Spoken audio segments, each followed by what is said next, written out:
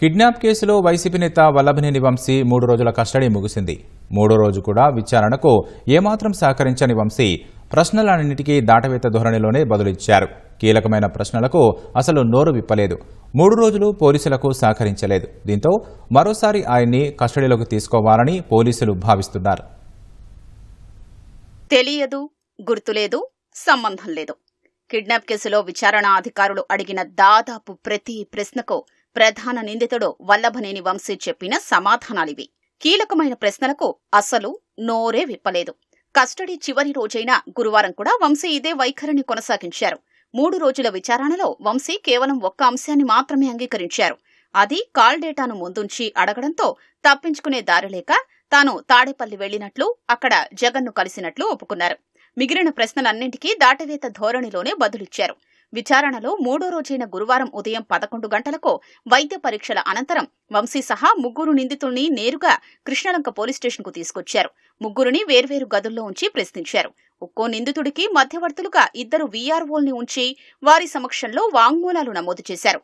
3వ రోజు వంశీకి పోలీసులు 16 ప్రశ్నలు వేగా అన్నింటికీ ఒకే రకమైన సమాధానమిచ్చారు. మిగిలిన 2 నిందితులు శివరామకృష్ణ, లక్ష్మీపతి 3వ రోజు విచారణలోనూ వంశీ చెప్పిన మీదటే తాము చేశామని మరోసారి అంగీకరించారు.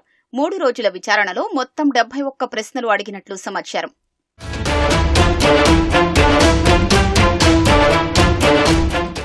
మూడో రోజు విచారణలో పోలీసులు సత్యవర్ధన్ను విజయవాడ నుంచి హైదరాబాద్, అక్కడి నుంచి విశాఖ ఎందుకు తీసుకెళ్లాల్సి వచ్చిందని వంశీని అడగ్గా ఆ విషయం తనకు తెలియదని ఆయన బదులిచ్చారు. సత్యవర్ధన్ మీ ఇంటికొచ్చి తిరిగి మరుసటి రోజు వెళ్లారు కదా, అతని వెంట ఎవరెవరున్నారని వంశీని ప్రశ్నించగా అందరూ ఎర్రంశెట్టి రామాంజనేయులతో కలిసి వెళ్లారని వంశీ జవాబిచ్చారు.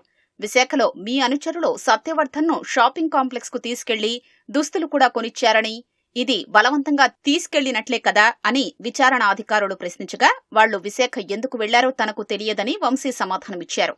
మీరు మీ ఫోన్లు కాకుండా ఇంకా ఎవరెవరి ఫోన్లు వాడతారని పోలీసులు అడగ్గా తాను ఇతరుల ఫోన్లు వాడనని వంశీ బదులిచ్చారు. మీ డ్రైవర్ ఫోన్ వాడుతున్నారా అని విచారణ అధికారులు అడగ్గా తనకు డ్రైవర్ అంటూ ఎవ్వరూ లేరని వంశీ చెప్పారు. గతంలో తెంపల్లి శ్రీను, గారపాటి కోటి, మధు, ఉంగుటూరు అనిల్, రాజేష్ తదితరులు పనిచేసేవారని తెలిపారు. ఇప్పుడు ఎవ్వరూ లేరని, తన కారు తానే నడుపుతున్నట్లు సమాధానమిచ్చారు.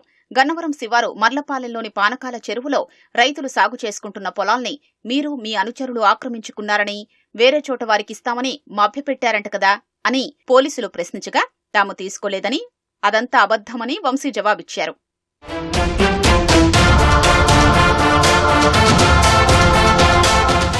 వల్లభనేని వంశీతో పాటు నిందితులు శివరామకృష్ణ, లక్ష్మీపతిల 3 రోజుల కస్టడీ గురువారంతో ముగిసింది. ప్రధాన నిందితుడు వంశీ దర్యాప్తునకు ఏమాత్రం సహకరించకపోవడంతో మరోసారి కస్టడీకి తీసుకునే ఆలోచనలో పోలీసులు ఉన్నారు. ఈ మేరకు కస్టడీ కావాలని విజయవాడ ఎస్సీ ఎస్టీ కోర్టులో త్వరలో పిటిషన్ వేయనున్నారు.